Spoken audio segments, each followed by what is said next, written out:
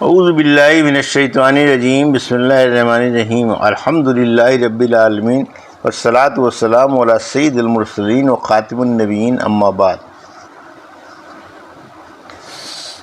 صحیح مسلم حدیث نمبر 2007، اردو ترجمہ۔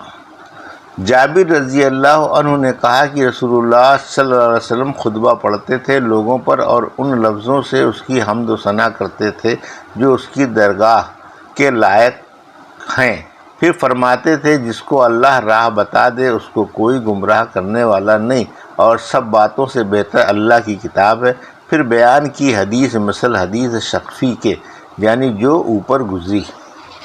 حدیث نمبر 2008، اردو ترجمہ۔ عبداللہ بن عباس رضی اللہ عنہ سے مروی ہے کہ زماد مکے میں آیا۔ زماد ایک شخص کا نام ہے اور وہ قبیلے ازدشنوح میں سے تھا اور جنوں اور آسیب وغیرہ کو جھاڑتا تھا۔ تو مکے کے نادانوں سے سنا کہ محمد صلی اللہ علیہ وسلم مجنون ہے، پناہ اللہ تعالیٰ کی۔ تو اس نے کہا ذرا میں ان کو دیکھوں، شاید اللہ میرے ہاتھ سے انہیں اچھا کر دے۔ غرض آپ سے ملا، کہا اے محمد صلی اللہ علیہ وسلم، میں جنوں وغیرہ کو جھاڑتا ہوں اور اللہ تعالیٰ میرے ہاتھ سے جس کو چاہتا ہے شفا دیتا ہے، تو کیا آپ کو خواہش ہے؟ تو آپ نے فرمایا ان الحمد للہ، اما بعد تک، یعنی سب خوبیاں اللہ میں ہیں، میں اس کی خوبیاں بیان کرتا ہوں اور اس سے مدد چاہتا ہوں۔ جس کو اللہ راہ بتائے اسے کون بہکائے، اور جس کو وہ بہکائے اسے کون راہ بتائے۔ اور گواہی دیتا ہوں میں کہ کوئی معبود لائق عبادت کے نہیں سوائے اللہ تعالیٰ کے، وہ اکیلا ہے، اس کا کوئی شریک نہیں، اور محمد صلی اللہ علیہ وسلم اس کے بندے اور بھیجے ہوئے ہیں۔ اب بعد حمد کے جو کہوں۔ زماد نے کہا پھر تو کہو ان کلمات کو۔ الحمدللہ کی زماد پر ایمان کا روپ چڑھ گیا۔ غرض رسول اللہ صلی اللہ علیہ وسلم نے ان کو 3 بار پڑھا۔ پھر زماد نے کہا بھائی میں نے کاہنوں کی باتیں سنی، جادوگروں کے اقوال سنے، شاعروں کے اشعار سنے، مگر ان کلمات کے برابر میں نے کسی کو نہیں سنا۔ تو یہ تو دریائے بلاغت کی تہ تک پہنچ گئے ہیں۔ پھر زماد نے کہا اپنا ہاتھ لائیں کہ میں اسلام کی بیعت کروں۔ غرض انہوں نے بیعت کی اور رسول اللہ صلی اللہ علیہ وسلم نے فرمایا میں تم سے اور تمہاری قوم کی طرف سے بیعت لیتا ہوں۔ انہوں نے عرض کیا کہ ہاں میں اپنی قوم کی طرف سے بھی بیعت کرتا ہوں۔ آخر رسول اللہ صلی اللہ علیہ وسلم نے ایک لشکر بھیجا اور وہ یعنی زماد کی قوم پر گزرے، تو اس لشکر کے سردار نے کہا کہ تم نے اس قوم سے تو کچھ نہیں لوٹا؟ تب ایک شخص نے کہا کہ ہاں میں نے ایک لوٹا ان سے لیا ہے۔ انہوں نے حکم کیا کہ جاؤ اسے پھیر دو، اس لیے کہ یہ زماد کی قوم ہے اور وہ زماد کی بیعت کے سبب سے امان میں آ چکے ہیں۔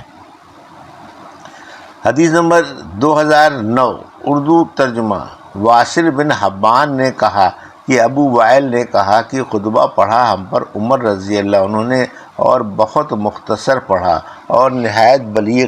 پھر جب وہ اترے ممبر سے تو ہم نے کہا اے ابو یقظان، تم نے بہت بلیغ خطبہ پڑھا اور نہایت مختصر کہا، اور اگر آپ ذرا اس خطبے کو طویل کرتے تو بہتر ہوتا۔ تب عمار رضی اللہ عنہ نے کہا کہ میں نے رسول اللہ صلی اللہ علیہ وسلم سنا ہے کہ فرماتے تھے کہ آدمی کا نماز کو لمبا کرنا اور خطبے کو مختصر کرنا اس کے سمجھدار ہونے کی نشانی ہے۔ سو تم نماز کو لمبا کیا کرو اور خطبے کو چھوٹا۔ اور بعض بیان جادو ہوتا ہے، یعنی تاثیر رکھتا ہے۔ حدیث نمبر 2010، اردو ترجمہ۔ عدی بن حاتم نے کہا کہ ایک شخص نے نبی صلی اللہ علیہ وسلم کے پاس خطبہ پڑھا اور اس نے کہا یعنی جو اطاعت کرے اللہ اور اس کے رسول کی اس نے راہ پائی، اور جس نے ان دونوں کی نافرمانی کی وہ گمراہ ہوا۔ تو رسول اللہ صلی اللہ علیہ وسلم نے فرمایا تو کیا برا خطیب ہے، یوں کہو من یعص اللہ ورسولہ۔ ابن نمیر نے اپنی روایت میں کہا فقط غری۔ حدیث نمبر 2011 اردو ترجمہ۔ صفوان بن یعلا نے اپنے باپ رضی اللہ عنہ سے روایت کی کہ انہوں نے نبی صلی اللہ علیہ وسلم سے سنا کہ ممبر پر پڑھتے تھے وَنَادُوا يَا مَالِكُ لِيَقْضِ عَلَيْنَا رَبُّكَ۔ حدیث نمبر 2012 اردو ترجمہ۔ عمرہ کی بہن رضی اللہ عنہا نے کہا کہ میں نے سورہ قاف والقرآن المجید رسول اللہ صلی اللہ علیہ وسلم کی زبان مبارک سے سن کر یاد کی ہے کہ آپ ہر جمعے کو خطبے میں ممبر پر پڑھا کرتے تھے۔ حدیث نمبر 2013 مذکورہ بالا حدیث اس سند سے بھی مروی ہے۔ حدیث نمبر 2014 اردو ترجمہ۔ حارثہ کی بیٹی نے کہا کہ نہیں یاد کی میں نے سورہ قاف مگر رسول اللہ صلی اللہ علیہ وسلم کے منہ مبارک سے سن کر کہ آپ اس کو ہر جمعے میں پڑھا کرتے تھے اور ہمارا اور رسول اللہ صلی اللہ علیہ وسلم کا تنور ایک تھا۔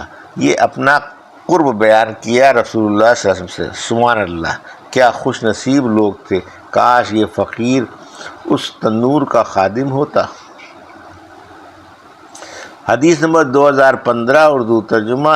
ام حشام بنت حارثہ بن نعمان رضی اللہ عنہ نے کہا کہ ہمارا اور رسول اللہ صلی اللہ علیہ وسلم کا تنور ایک ہی تھا، 2 برس یا 1 برس اور کچھ ماہ تک، اور نہیں سیکھا میں نے سورہ قاف کو مگر رسول اللہ صلی اللہ علیہ وسلم کی زبان مبارک سے کہ آپ اس کو ہر جمعے میں ممبر پر پڑھتے تھے جب لوگوں پر خطبہ پڑھتے۔ حدیث نمبر 2016 اردو ترجمہ۔ عمارہ بن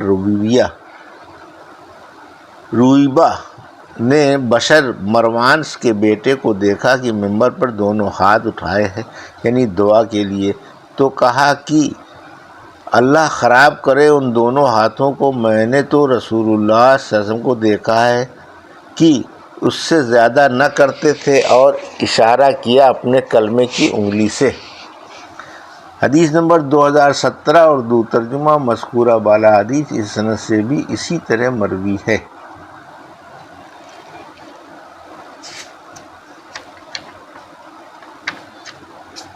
باب خطبے کے دوران تحیۃ المسجد کا بیان۔ حدیث نمبر 2018 اردو ترجمہ۔ جابر رضی اللہ عنہ نے کہا نبی صلی اللہ علیہ وسلم جمعے کا خطبہ پڑھتے تھے کہ ایک شخص آیا، آپ نے پوچھا تم نے نماز پڑھی ہے؟ اس نے کہا نہیں، آپ نے فرمایا اٹھو 2 رکعت پڑھ لو، یعنی سنت۔ حدیث نمبر 2019 اردو ترجمہ۔ مذکورہ بالا حدیث اس سند سے بھی مروی ہے۔ حدیث نمبر 2020 اردو ترجمہ۔ جابر رضی اللہ عنہ نے کہا ایک شخص مسجد میں آیا اور رسول اللہ صلی اللہ علیہ وسلم جمعے کا خطبہ پڑھتے تھے، آپ نے فرمایا تم نے نماز پڑھی؟ اس نے کہا نہیں، آپ نے فرمایا اٹھو 2 رکعت پڑھو، اور قنیبہ کی ایک روایت میں ہے 2 رکعت پڑھ۔ حدیث نمبر 2021 اردو ترجمہ۔ جابر بن عبداللہ رضی اللہ عنہ سے روایت ہے کہ ایک آدمی آیا اور نبی اکرم صلی اللہ علیہ وسلم جمعے کے دن ممبر پر خطبہ دے رہے تھے، تو آپ نے پوچھا کہ کیا تم نے 2 رکعت پڑھ لیں؟ اس نے کہا نہیں، آپ صلی اللہ علیہ وسلم نے فرمایا پڑھ۔ حدیث نمبر 2022 اردو ترجمہ۔ جابر رضی اللہ عنہ نے کہا نبی صلی اللہ علیہ وسلم نے خطبے میں فرمایا کہ جب کوئی آئے اور امام خطبہ پڑھنے کو صف سے نکل چکا ہو 2 رکعت پڑھ لے۔ حدیث نمبر 2023 اردو ترجمہ۔ جابر رضی اللہ عنہ نے کہا سلیق غطفانی جمعے کے دن آئے اور رسول اللہ صلی اللہ علیہ وسلم ممبر پر بیٹھے تھے اور سلیق بیٹھ گئے، نماز نہ پڑھی۔ آپ نے فرمایا تم نے 2 رکعت پڑھی؟ انہوں نے کہا نہیں۔ آپ نے فرمایا اٹھو اور ان کو پڑھ لو۔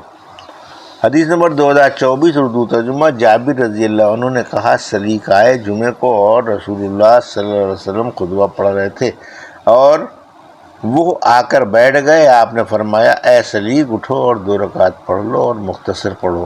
پھر فرمایا جب تم میں سے کوئی آدمی آئے جمعے کے دن اور امام خطبہ پڑھتا ہو تو ضروری ہے 2 رکعت مختصر ادا کرے۔ یہ تھی صحیح مسلم کی حدیث نمبر 2007 سے